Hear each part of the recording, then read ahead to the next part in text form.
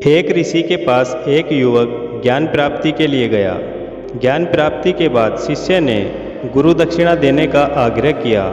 इस पर गुरु ने युवक से कहा, दक्षिणा में मुझे वह चीज़ चाहिए जो बिल्कुल व्यर्थ है। शिष्य आज्ञा लेकर व्यर्थ चीज़ की खोज में निकल पड़ा।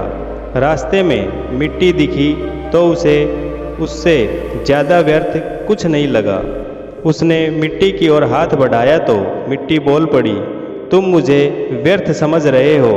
तुम्हें पता नहीं है कि इस दुनिया का सारा वैभव मेरे ही गर्भ से प्रकट होता है। ये विविध वनस्पतियाँ, ये रूप रस और गंध कहाँ से आते हैं। शिष्य आगे बढ़ गया। थोड़ी दूर पर उसे एक पत्थर मिला। शिष्य ने सोचा कि इसे ही ले चलूं। जैसे ही उसने उसे उठाने के लिए हाथ बढ़ाया तो पत्थर बोला, तुम इतने ज्ञानी होकर भी मुझे बेकार मान रहे हो। तुम अपने भवन और अपनी इमारतें किससे बनाते हो?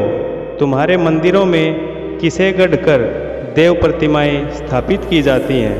मेरे इतने उपयोग के बाद भी तुम मुझे व्यर्थ मान रहे हो।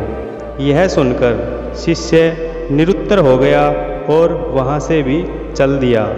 इसके बाद कई और ऐसी चीज़ें उसने गुरुजी के लिए लेनी चाही, लेकिन उसे हर जगह काम की चीज़ें ही नज़र आई। उसने सोचा कि जब मिट्टी और पत्थर इतने उपयोगी हैं तो आखिर व्यर्थ क्या हो सकता है। उसके मन से आवाज़ आई कि सृष्टि का हर पदार्थ अपने आप में उपयोगी है। ऐसी ही और अच्छी वीडियोज़ के लिए please like share and subscribe my channel. Thanks a lot.